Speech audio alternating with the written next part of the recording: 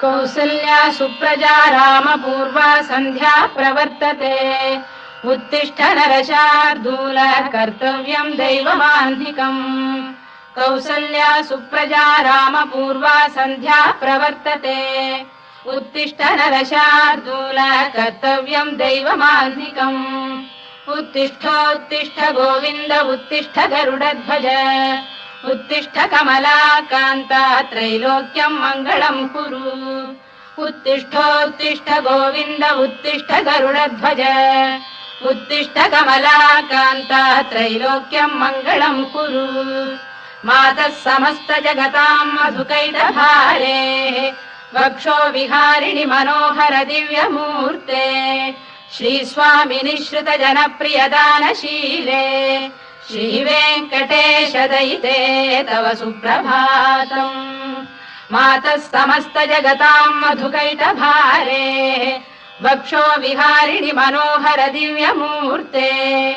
श्रीस्वामिनि श्रुत जनप्रियदानशीले। श्रीवेङ्कटेश दयिते तव सुप्रभातम्। तव सुप्रभातमरविन्दलोचने। भवतु प्रसन्नमुख चन्द्रमण्डले।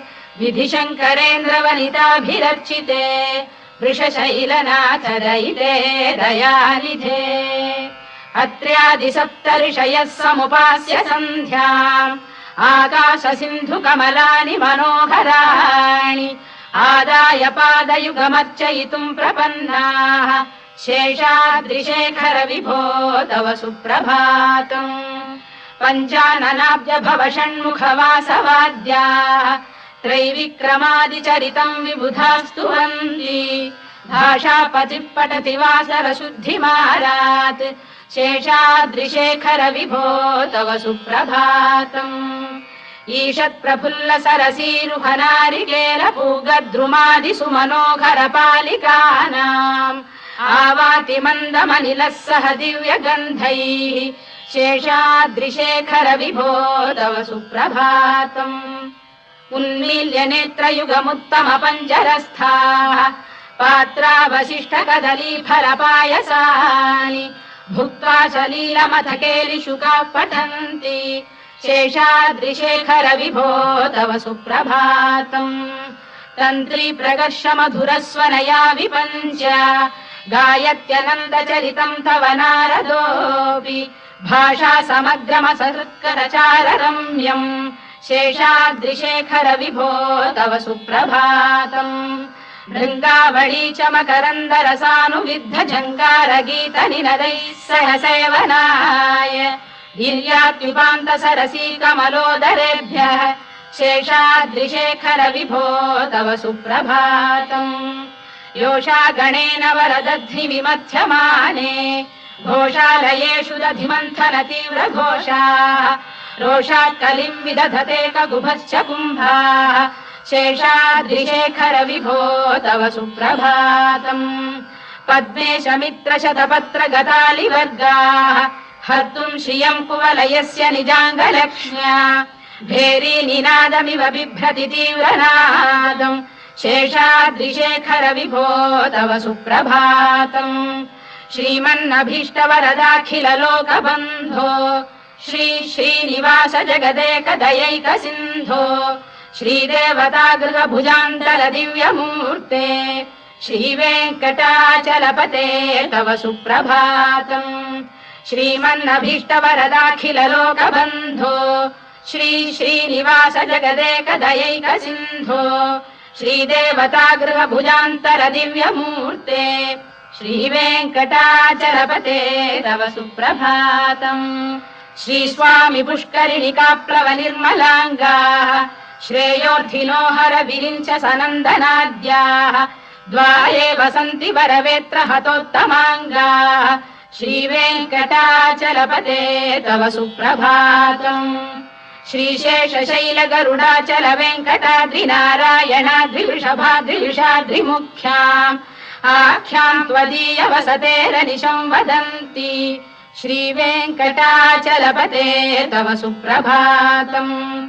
सेवा परा शिव सुरेश कृशानुधर्म रक्षोऽम्बुनाथ पवमान धनाधिनाथाः बद्धाञ्जलि प्रविलसन् निज शीर्षदेशाः श्रीवेङ्कटाचलपते तव सुप्रभातम् घाटीषु देवि खगराज मृगाधिराज नागाधिराज गजराज हयाधिराजाः स्वस्वाधिकारमहिमाधिकमर्थयन्ते श्रीवेङ्कटाचलपते तव सुप्रभातम् सूर्येन्दुभौम बुधवाक्परिकाव्यसौरिस्वर्भानुकेतुदिविषत्परिषत्प्रधानाः त्वद्दासदासचरमावधिदासदासाः श्रीवेङ्कटाचलपते तव सुप्रभातम् त्वत्पादधूलिभरितस्फुरितोत्तमाङ्गाः स्वर्गापवर्गनिरपेक्ष निजान्तरङ्गाः कल्पागमाकलनयाकुलताम् लभन्ते श्रीवेङ्कटाचलपते तव सुप्रभातम् त्वद्गोपुराग्रशिखराणि निरीक्षमाणाः स्वर्गापवर्गपदवीम् परमाम् श्रयन्तः मर्त्या मनुष्य भुवने मतिमाश्रयन्ते श्रीवेङ्कटाचलपते तव सुप्रभातम् श्रीभूमिनायक दयादिगुणामृताब्धे देवादिदेव जगदेक शरण्यमूर्ते श्रीमन्ननन्त गरुडादिभिरर्चिताघ्रे श्रीवेङ्कटाचलपते तव सुप्रभातम् श्रीपद्मनाभ पुरुषोत्तम वासुदेव वैकुण्ठ माधव जनार्दन चक्रपाणे श्रीवत्स चिह्न शरणागत पारिजात श्रीवेङ्कटाचलपते तव सुप्रभातम् कन्दर्पदर्पहर सुन्दर दिव्यमूर्ते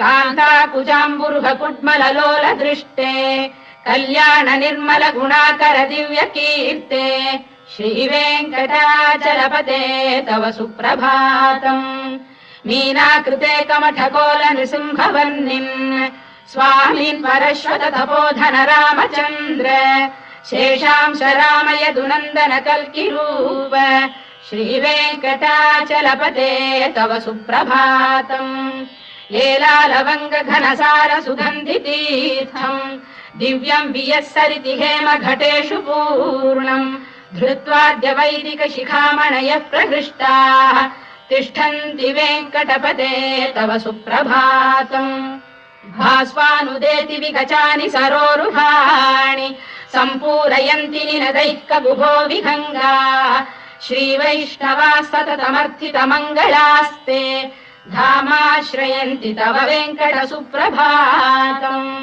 ब्रह्मादयः सुरवराः समहर्षयस्ते सन्तः सनन्दन मुखास्तव योगिवर्याः धामान्तिके तव हि मङ्गलवस्तु हस्ताः श्रीवेङ्कटाचलपते तव सुप्रभातम् लक्ष्मीनिवास निरवद्य गुणैक सिन्धो संसार सागर समुत्तरणैकसेतो वेदान्त वेद्य निज वैभव भक्त भोग्य श्रीवेङ्कटाचलपते तव सुप्रभातम् लक्ष्मीनिवास निरवद्य गुणैक सिन्धो संसार सागर समुत्तरणैकसेतो वेदान्त वेद्य निज वैभव भक्त भोग्य श्रीवेङ्कटाचलपते तव सुप्रभातम् इत्थम् वृषाचलपतेरिह सुप्रभातम् ये मानवाः प्रतिदिनम् पठितुम् प्रवृत्ताः तेषाम् प्रभात समये स्मृतिरङ्गभाजाम् प्रज्ञाम् परार्थ सुलभाम् परमाम् प्रसूते इत्थम् वृषाचलपतेरिह सुप्रभातम् ये मानवाः प्रतिदिनम् पठितुम् प्रवृत्ताः तेषाम् प्रभात समये स्मृतिरङ्गभाजाम् प्रज्ञाम् परार्थ सुलभाम् परमाम् प्रसूते कमलाकुच चूचुक कुङ्कुमतो नियतारुणितातुलनीलतनो कमलायतलोचन लोकपते विजयी भव वेङ्कटशैलपते कमलाकुच चूचुक कुङ्कुमतो नियतारुणितातुलनीलतनो कमलायतलोचन लोकपते विजयी भव वेङ्कटशैलपते सचतुर्मुख षण्मुख पञ्चमुख प्रमुखाखिल दैवतमौलिमणे शरणागतवत्सलसारनिधे परिपालय मां वृषशैलपते अतिवेलतया तव दुर्विषहैरनुवेलकृतैरपराधशतैः हरितं त्वरितं वृषशैलपते परया कृपया परिपाहि हरे अधिवेङ्कटशैलमुदारमतेर्जनताभिमताधिकदानरतात् परदेवतया गदितान्निगमै कमलादयितान्न परं कलये कलवेणुरवावशगोपवधूशरकोटिवृता स्मरकोटिसमात् रतिवल्लविकाभिमतात् सुखदात् वसुदेवसुतान्न परं कलये अभिराम गुणाकरदाशरथे जगदेकधनुर्धर धीरमते रघुनायक राम रमेश विभो वरदो भवदेव दया जलधे अवनीतनया कमनीय करं रजनीकर चारुमुखाम्बुरुहम् रजनीचर राजतमो मिहिरं महनीयमहं रघुराममये सुमुखं सुहृदं सुलभं सुखदं स्वनुजं च सुखाय ममोघशरम् अपहाय रघुद्वहमन्यमहं न कथञ्चन कञ्चन जातु भजे विना वेङ्कटेशं ननाथो ननाथ सदा वेङ्कटेशं स्मरामि स्मरामि हरे वेङ्कटेश प्रसीद प्रसीद प्रियं वेङ्कटेश प्रयच्छ प्रयच्छ विना वेङ्कटेशं ननाथो ननाथः सदा वेङ्कटेशं स्मरामि स्मरामि हरे वेङ्कटेश प्रसीद प्रसीद प्रियं वेङ्कटेश प्रयच्छ प्रयच्छ अहं दूरतस्ते पदाम्भोजयुग्म प्रणामेच्छयागत्य सेवां करोमि सकृत्सेवया नित्यसेवा फलं त्वं प्रयच्छ प्रयच्छ प्रभो वेङ्कटेश अज्ञानिना मया दोषानशेषान् विहितान् हरे क्षमस्वत्वं शेषशैलशिखामणे अज्ञानिना मया दोषानशेषान् विहितान् हरे क्षमस्वत्वं शेषशैलशिखामणे ईशानां जगतोऽस्य वेङ्कटपतेर्विष्णोः परां प्रेयसीम् तद्वक्षस्थलनित्यवासरसिकां तत्क्षान्तिसंवर्धिनीम् पद्मालङ्कृतपाणिपल्लवयुगां पद्मासनस्थां श्रियम् वात्सल्यादिगुणोज्ज्वलां भगवतीं वन्दे जगन्मातरम् ईशानां जगतोऽस्य वेङ्कटपतेर्विष्णोः परां प्रेयसीम् तद्वक्षस्थलनित्यवासरसिकां तत्क्षान्तिसंवर्धिनीम् पद्मालङ्कृतपाणिपल्लवयुगां पद्मासनस्थां श्रियम् वात्सल्यादिगुणोज्ज्वलां भगवतीं वन्दे जगन्मातरम् श्रीमन्कृपाजलनिधे कृत सर्वलोक सर्वज्ञ शक्तनत वत्सल सर्वशेषिन् स्वामिन् सुशील सुलभाश्रित पारिजात श्रीवेङ्कटेश चरणौ शरणं प्रपद्ये श्रीमन्कृपाजलनिधे कृत सर्वलोक सर्वज्ञ शक्तनत वत्सल सर्वशेषिन् स्वामिन् सुशील सुलभाश्रित पारिजात श्रीवेङ्कटेश चरणौ शरणं प्रपद्ये आनूपुरार्पित सुजात सुगन्धि पुष्प सौरभ्य सौरभकरौ समशन्निवेशौ सौम्यौ सदानुभवनेऽपि नवानुभाव्यौ श्रीवेङ्कटेश चरणौ शरणं प्रपद्ये सद्यो विकासि समुदित्व रसान्द्र राग सौरभ्य निर्भर सरोरुह साम्यवार्ताम् सम्यक्षु साहस पदेषु विलेखयन्तौ श्रीवेङ्कटेश चरणौ शरणं प्रपद्ये रेखामयध्वज सुधाकलशातपद्रवज्राम्बुशाम्बुरुह कल्पक शङ्ख चक्रैः भव्यैरलङ्कृत तलौ परतत्त्वचिह्नैः श्रीवेङ्कटेश चरणौ शरणं प्रपद्ये ताम्रोदरद्युतिपराजित पद्मरागौ बाह्यैर्महोभिरभिभूत महेन्द्रनीलौ उद्यन्नखांशुभिरुदस्त शशाङ्कभासौ श्रीवेङ्कटेश चरणौ शरणं प्रपद्ये सप्रेम भीति कमलाकर पल्लवाभ्याम् संवाहनेऽपि सपदिक्लममादधानौ कान्थाववाङ्मनसगोचरसौ कुमार्यौ श्रीवेङ्कटेश चरणौ शरणम् प्रपद्ये लक्ष्मी महीतदनुरूप निजानुभाव नीलादि दिव्यमहिषीकर पल्लवानाम् आरुण्य संक्रमणतः किल सान्द्ररागौ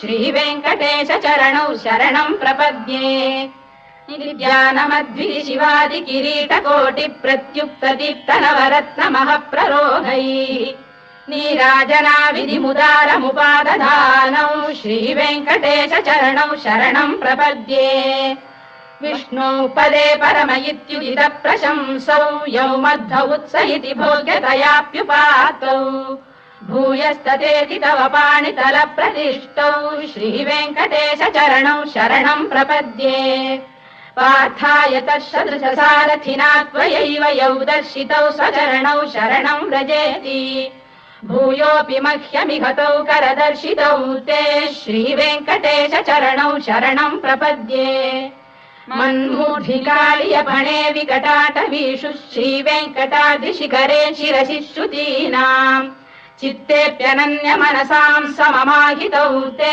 श्रीवेङ्कटेश चरणौ शरणम् प्रपद्ये अम्लानघृष्यलवनीतलकीर्ण पुष्पौ श्रीवेङ्कटाद्रिशिखराभरणायमानौ आनन्दिताखिल मनोनयनौ तवैतौ श्रीवेङ्कटेश चरणौ शरणम् प्रपद्ये प्रायः प्रपन्न जनता प्रथमावगाह्यौ मातुस्तनाविव शिशोरमृतायमानौ प्राप्तौ परस्पर तुलामतुलान्तरौ ते श्रीवेङ्कटेश चरणौ शरणम् प्रपद्ये सत्त्वोत्तरै सतत सेव्य पदाम्बुजेन संसारतारकदयार्द्रदृगञ्चलेन सौम्योपयन्तृ मुनिना मम दर्शितौ ते श्रीवेङ्कटेश चरणौ शरणम् प्रपद्ये सत्त्वोत्तरै सतत सेव्य पदाम्बुजेन संसारतारकदयार्द्रदृगञ्चलेन सौम्योपयन्तृ मुनिना मम दर्शितौ ते श्रीवेङ्कटेश चरणौ शरणम् प्रपद्ये श्रीशश्रिया घटिकया त्वदुपाय भावे प्राप्ये त्वयि स्वयमुपेय दया स्फुरन्त्या नित्याश्रिताय निरवद्य गुणाय तुभ्यम् स्याम् किङ्करो वृषगिरीश न जातु मह्यम् श्रीशश्रिया घटिकया त्वदुपाय भावे प्राप्ये त्वयि स्वयमुपेय दया स्फुरन्त्या नित्याश्रिताय निरवद्य गुणाय तुभ्यम् स्याम् किङ्करो वृषगिरीश न जातु मह्यम् श्रियकान्ताय कल्याण निधये निधयेऽर्थिनाम् श्रीवेङ्कटनिवासाय श्रीनिवासाय मङ्गलम् श्रियकान्ताय कल्याण निधये निधयेऽर्थिनाम् श्रीवेङ्कटनिवासाय श्रीनिवासाय मङ्गलम् लक्ष्मी सविभ्रमालोक सुभ्रू विभ्रम चक्षुषे चक्षुषे सर्वलोकानाम् वेङ्कटेशाय मङ्गलम् श्रीवेङ्कटाद्रिशृङ्गाग्रमङ्गलाभरणाङ्ग्रये मङ्गलानाम् निवासाय श्रीनिवासाय मङ्गलम् सर्वावयव सौन्दर्य सम्पदा सर्वचेतसाम् सदा सम्मोहनायास्तु वेङ्कटेशाय मङ्गलम् नित्याय निरवध्याय सत्यानन्द चिदात्मने सर्वान्तरात्मने श्रीमद्वेङ्कटेशाय मङ्गलम् स्वतः सर्वविदे सर्वशक्तये सर्वशेषिणे सुलभाय सुशीलाय वेङ्कटेशाय मङ्गलम् परस्मै ब्रह्मणे पूर्णकामाय परमात्मने प्रयुञ्जे परतत्त्वाय वेङ्कटेशाय मङ्गलम् आकालतत्त्वमशान्तमात्मनामनुपश्यताम् अतृप्त्यमृतरूपाय वेङ्कटेशाय मङ्गलम् प्रायः स्वचरणौ पुंसाम् शरण्यत्वेन पाणिना कृपयादिशते श्रीमद्वेङ्कटेशाय मङ्गलम् दयामृततरङ्गिण्यास्तरङ्गैरिव शीतलैः अभाङ्गैः सिञ्चते विश्वम् वेङ्कटेशाय मङ्गलम् श्रद्भूषाम्बरहेतीनाम् सुषमावकमूर्तये सर्वार्तिशमनायास्तु वेङ्कटेशाय मङ्गलम् श्रीवैकुण्ठविरक्ताय स्वामी पुष्करिणीतटे रमया रममाणाय वेङ्कटेशाय मङ्गलम् श्रीवैकुण्ठविरक्ताय स्वामी पुष्करिणीतटे रमया रममाणाय वेङ्कटेशाय मङ्गलम् श्रीमत्सुन्दरजामातृमुनिमानसवासिने सर्वलोकनिवासाय श्रीनिवासाय मङ्गलम् मङ्गलाशासनपरैर्मदाचार्य पुरोगमैः सर्वैश्च पूर्वैराचार्यैः सत्कृतायास्तु मङ्गलम्।